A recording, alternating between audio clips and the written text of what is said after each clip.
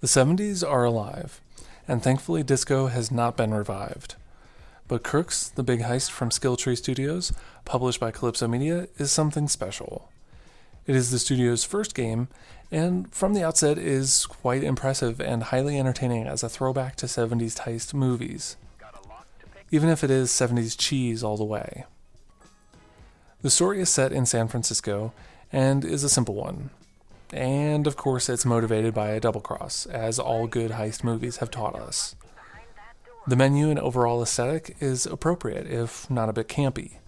The music and attitude reminds me of Interstate 76, with over-the-top voice acting, characters, and representation of the 70s as a whole. The graphical elements of the game are not very groundbreaking for 2015, but they are perfectly serviceable and colorful for the era. You can think of this like Ocean's 11, or more like Ocean's 6, as there's only 6 characters, though each character is unique. And as you play, you collect more characters to be used in future missions. Which characters can be used are limited by the level. It's best to mix and match, and some trial and error may be necessary to figure out what works to your playstyle. Characters are not to be sympathized or empathized with. They are just there to serve their specific ability purposes. The act of playing the game is quite familiar, as the tutorial and overall gameplay is not complicated. There isn't a difficulty that you set, but rather the missions themselves carry difficulties that slowly ramp up as you progress. There's an active pause system that lets you have as much time as you need to plan movement out.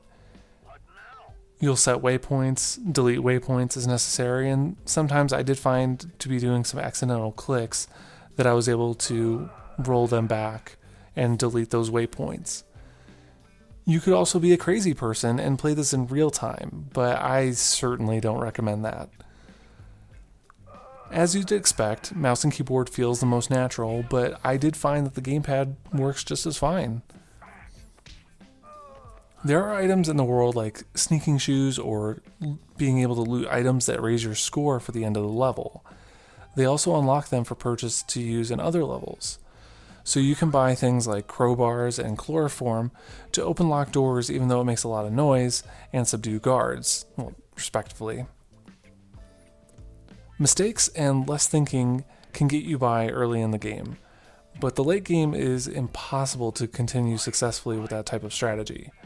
The later levels require you to be multitasking your characters in order to get things done efficiently, and I think memorizing paths is one of the ways to be successful as well. Now, if you're spotted, it isn't the end. So long as you're fast enough, you can lose the guards, though this raises the overall awareness that the guards have, and too much of it and it's game over. Their awareness also decreases the maximum score you get at the end of a level.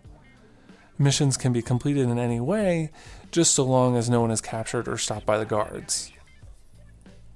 There is a challenge mode, but I wasn't able to do anything with it in this preview build for me to know exactly what it does.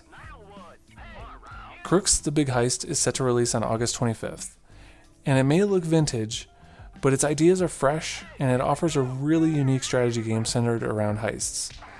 I like what I've played, and it also offers a lot of replayability, as you unlock more characters and gear to then be able to go back and try to get a perfect run.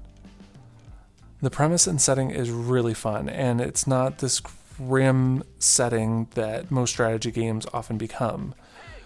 Crookz will be a reasonable $29.99 at launch. I've put a link to the Steam page for those looking to find out more information.